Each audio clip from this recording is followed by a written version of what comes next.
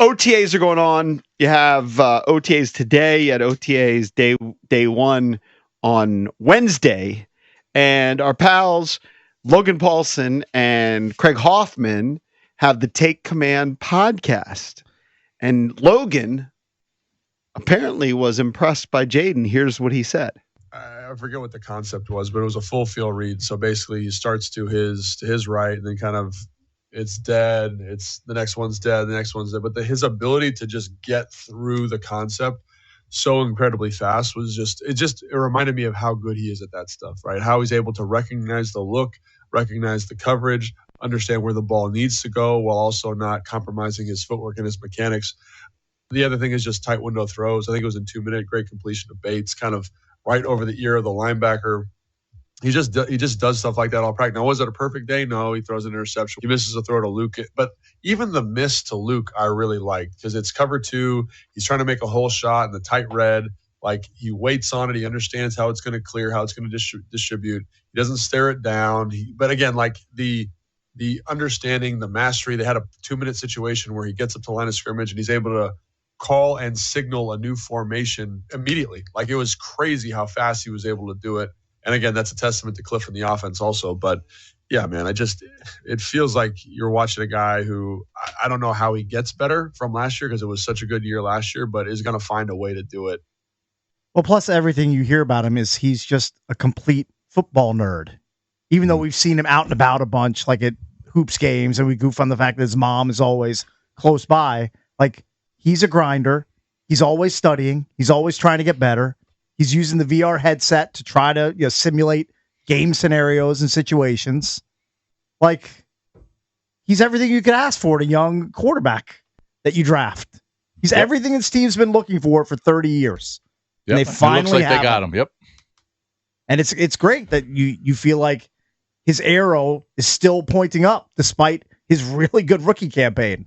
Like, you feel there's more that he can do. There's more he can learn. Right, especially when you give him better players. When you surround him with better talent. Yep.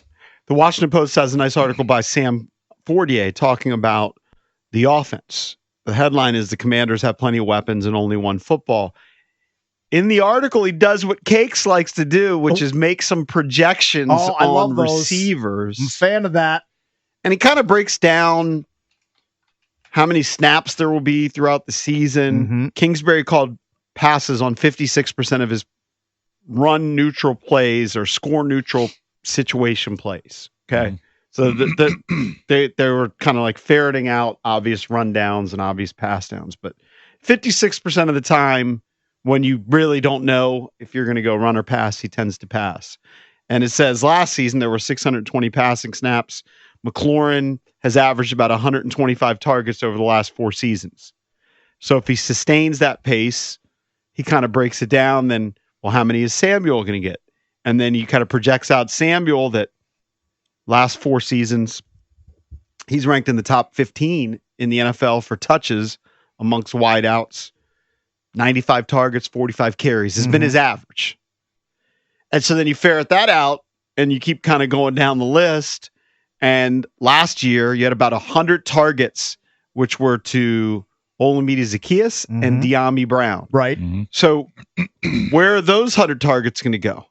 And then you keep kind of projecting it out. Zach Ertz, who had a big year last year, 34 years old, you figure he may not get as much as he got last year.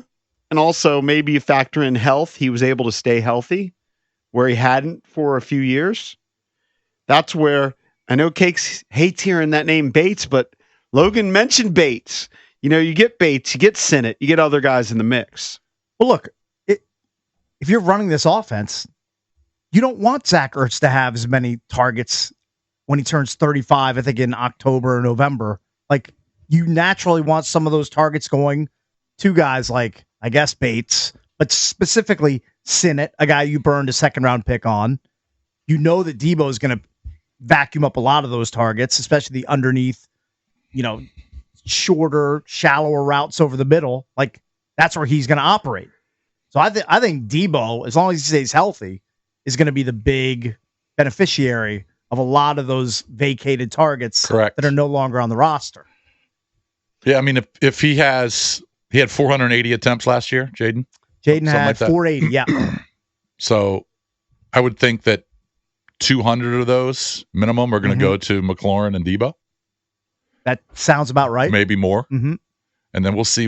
And we haven't even really talked about the younger receivers. I mean, McCaffrey, you would think he would step it up a little bit. Yep. Let's see how they use Jalen Lane. They might just use Lane in special teams, but I would assume they'll get him out there. I don't think you can sleep on Noah Brown. And maybe Noah, yeah. Noah Brown only played in 11 games last year, but I felt like when he was on the field, I mean, he's most known for catching the Hail Mary. But when he was on the field, I thought he was productive. It's a solid He drew option. a bunch of pass interference calls last season. I think his number could go up. And then we're kind of, look, he's got to sprinkle in his Eckler passes. Eckler, yes. Brian Robinson caught 25 balls last year out of the backfield. Yep. I don't think that I don't think they're going to have a problem. I thought they spread the ball around last year a lot. Terry ended up with 13 touchdowns, his career high, but Jayden. Remember, Eckler had 41 targets last year, but he missed 4 or 5 games and parts of others. He appeared in 12 games. Yeah, so that if he would be healthy for 17, I mean that's probably a lot to ask, but that could be in the He appeared in 12 50s. games, but one of those he got his bell rung early. Right, and he left. was out. Yeah, I can't remember. Was that Philly? It might have been the Philly or game. Dallas? Can't remember. Yeah. I think it was the Dallas game, but he definitely left I want to say in the first quarter, maybe on the first kickoff. You don't like to speculate this way, but I'm going to anyway. Isn't it true that once you get one concussion, you're more likely to get more? I am certainly no medical expert, but I believe that's correct. And he had 2 last year. He did. So I don't know if it's easy to project him being on the field more because, as you said, he had his bell rung. It's probably going to happen again. And I hate to project that, a concussion, but if he had 2 last year. Well, the first thing I'm doing, and I know that he was effective at it, I'm taking him off kickoff return. Yeah. I'm not, he's going to be exposed to enough hits and damage just playing running back. I don't need to add that extra element, especially on a play where a lot of times, let's be honest, the ball just, it never even comes out of the end zone. But when it does come out of the end zone, you're just asking to get hit in the head. But didn't they incentivize coming out of the end zone this year? Probably should be more this upcoming year. You just drafted Jalen Lane, though. I'm going to find, whether it's Lane or somebody else on the roster, I'm just not going to have Eckler out there this is probably his last season here,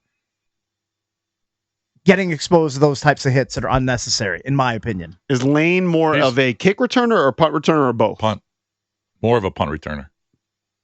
Well, you know what? I'm going to coach him up to do both. McCaffrey was doing some kick returning last year. I'll sprinkle him in too. I'll get anybody except a pretty important running back who catches balls out of the backfield to do that job. Maybe I'm being a little bit paranoid, but I don't think so, coming off what happened last season. It's definitely a different vibe than last year. We're heading into training camp, and when the season started, we wondered if Jaden Daniels had enough weapons. They've got Terry, but we didn't really believe in Zach Ertz at the time. We maybe expected more out of Sinnott. And after Terry, it was Drek. It's the way we looked at it. Right. Turned out, Zach Ertz proved to be a really good tight end for him. Threat in the end zone, first down guy. Maybe doesn't get a lot of yak. That's okay. Just a reliable target for a young rookie quarterback. Which is exactly what they signed him for. His season was above expectations. Oh, definitely. I mean, he signed a 1-year, $5 million deal. It was kind of like a prove-it deal. Like, do you still have something left? And he showed that he certainly does. And re-inked for another year. And given all that, they still ended up with top 5 offense in the league. Right. They could score tons of points, move the ball down the field. It's mostly because of Jayden Daniels. So now you add Debo. You give him a better offensive line. I understand they're going to have a tougher schedule, but the offense should be better. It really should be. It's a better offense on paper, Cakes. Yeah, just by adding Debo Samuel, that element to your offense that you didn't have last year. And I know you lost Oz and Tiami Brown, but let's be honest. Those guys are at best, third and fourth, maybe even fifth type of wideouts on most rosters. Debo is a legitimate, proven weapon who's going to be a great compliment to Terry McLaurin. Yeah, last year there were a ton of question marks. This year, there are expectations. Correct. So it's High expectations. High expectations. I mean, you look at power rankings for most of the, this online NFL power rankings. They're in the top 7, some, top 5. Mm-hmm. I haven't seen many where they're outside the top 10. No, it's exciting. It's exciting. If you're a Commanders fan, it's exciting because you got Jayden, but also they seem to be going for it. They are still trying to rebuild the roster. At the same time, just the additions of Tunsil and Samuel said, we're going for it this year. Mm-hmm. So the offense should really have a great season. All right, coming up later this hour, we got our Junkies Weekend Parlay. Try and give you some winners for the weekend. We're the Junkies. Be right back.